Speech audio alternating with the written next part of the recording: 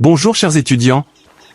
Vous avez vu dans le cours avec votre enseignante Liliane, l'importance des relations au sein de l'université et qu'elles doivent se baser sur le respect mutuel et le respect des règles éthiques et déontologiques, prévues dans la charte de déontologie et d'éthique universitaire de 2021, établie par le ministère de l'Enseignement supérieur et de la Recherche scientifique. Dans le cours d'aujourd'hui, nous allons voir un ensemble de règles de conduite à tenir au sein de l'université, qui ont une répercussion directe sur les relations et les interactions entre les membres de la famille universitaire. Pour avoir une idée générale sur les bonnes pratiques universitaires, nous allons commencer par une succincte introduction, avant de passer aux détails dans les éléments du cours. Au sein du microcosme académique, enseignants et étudiants se positionnent comme les acteurs clés d'un ballet éducatif, rythmé par des pratiques bien établies. Ces pratiques, loin d'être de simples formalités, représentent les balises qui orientent le parcours intellectuel et professionnel de chaque protagoniste. Elles façonnent une toile invisible mais robuste, sur laquelle se dessine l'épanouissement cognitif et la réussite académique. Du côté de l'enseignant, son rôle va bien au-delà de la simple transmission du savoir. Les bonnes pratiques qui le guident sont autant de clés pour déverrouiller les portes de la compréhension chez ses étudiants. L'écoute attentive, la clarté pédagogique et l'engagement passionné ne sont pas des compétences accessoires, mais des outils essentiels. Il crée un environnement propice à l'apprentissage, où la transmission des connaissances s'ajoute à la création d'une atmosphère stimulante et participative. Côté étudiant, le chemin est celui d'un explorateur assoiffé de savoir.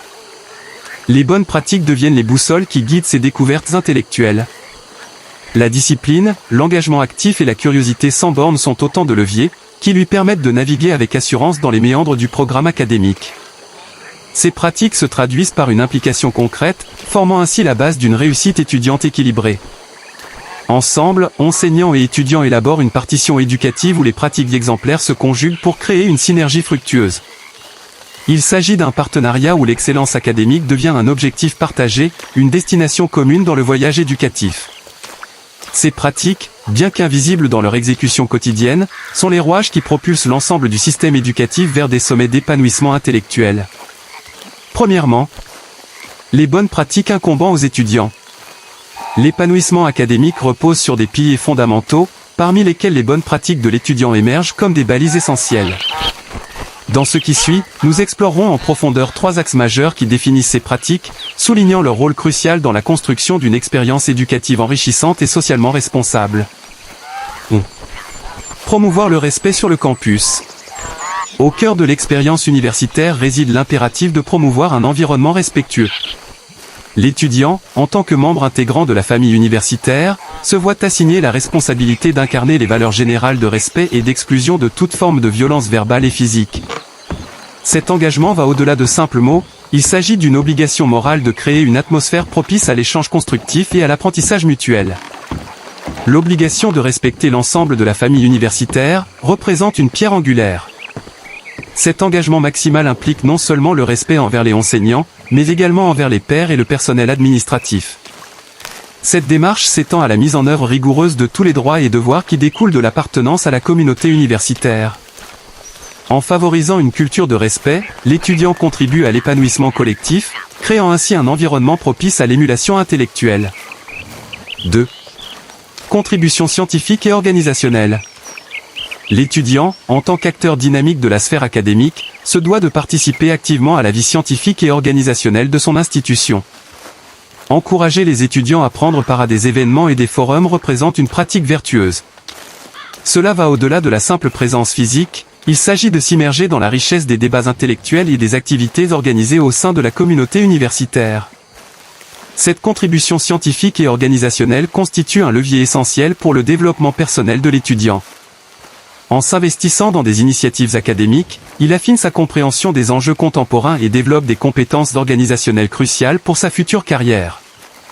Cette pratique, ancrée dans une volonté d'enrichissement collectif, contribue à la vitalité intellectuelle de l'institution. 3. Responsabilité sociale. La responsabilité sociale de l'étudiant transcende les frontières de l'amphithéâtre. Interagir et participer à ce qui se déroule dans son environnement universitaire représente un aspect fondamental de son engagement social. Cela va au-delà des limites du cursus académique pour englober une conscience active des enjeux sociaux, culturels et environnementaux. Cette responsabilité sociale se manifeste par une participation proactive aux événements communautaires, la sensibilisation aux problématiques locales et mondiales, et l'implication dans des initiatives à caractère social. En incarnant cette pratique, l'étudiant devient un agent de changement, contribuant à la création d'une communauté universitaire socialement responsable. Les bonnes pratiques de l'étudiant, déclinées à travers la promotion du respect, la contribution scientifique et organisationnelle, ainsi que la responsabilité sociale, sont les piliers d'une expérience universitaire holistique. Ces pratiques, loin d'être des obligations formelles, sont les leviers qui propulsent l'étudiant vers l'excellence académique et la responsabilité sociale, formant ainsi le socle d'une éducation intégrale. Deuxièmement, les bonnes pratiques incombant aux enseignants. Au sein de l'écosystème académique, l'enseignant se profile comme le gardien des valeurs éthiques, déontologiques et intellectuelles qui alimentent l'édifice de la connaissance. Les bonnes pratiques qui guident son engagement se matérialisent en une série de principes fondamentaux, reflétant l'essence même de sa mission éducative.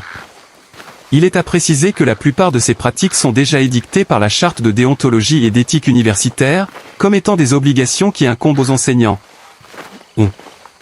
Mettre en œuvre l'intégrité, la sincérité et l'équité. L'enseignant, en tant que vecteur primordial de l'esprit scientifique, assume la responsabilité d'inculquer ces valeurs dans les cercles académiques.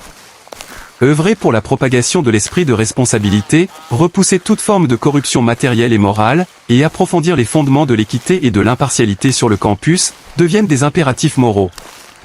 Ces pratiques érigent un socle éthique solide, garantissant un environnement éducatif empreint d'intégrité. 2. Liberté académique. La liberté académique émerge comme le pilier incontournable du développement et de la créativité intellectuelle. Enseigner, parler et publier dans le respect des normes et règles de la recherche scientifique devient l'essence même de cette pratique. Elle assure la libre circulation des idées et favorise un échange intellectuel dynamique au sein de la communauté académique. 3. Lutte contre le plagiat scientifique. La généralisation des brevets et des droits de publication constitue un rempart contre le plagiat. La précision et la clarté de la source de la citation deviennent des impératifs incontournables, dans la préservation de l'intégrité académique.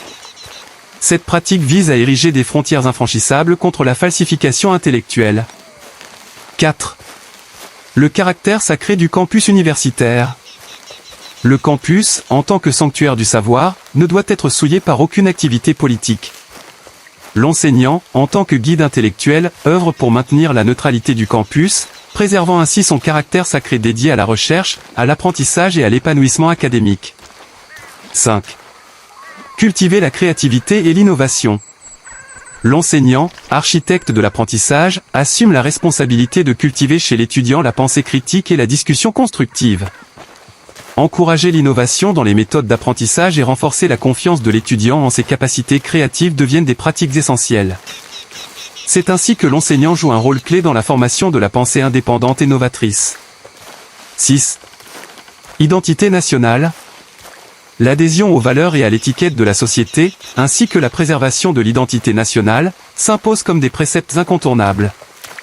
L'enseignant, en modèle d'influence, incarne ces valeurs, contribuant ainsi à la cohésion sociale et à la préservation de l'héritage culturel.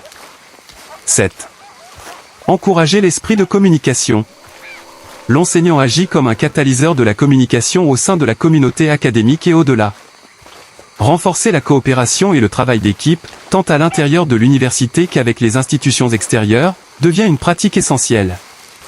Cette ouverture favorise un échange fructueux d'idées et de connaissances, renforçant ainsi le tissu intellectuel de la communauté académique. 8. Responsabilité sociale. L'enseignant, en tant que modèle influent, assume une responsabilité sociale majeure.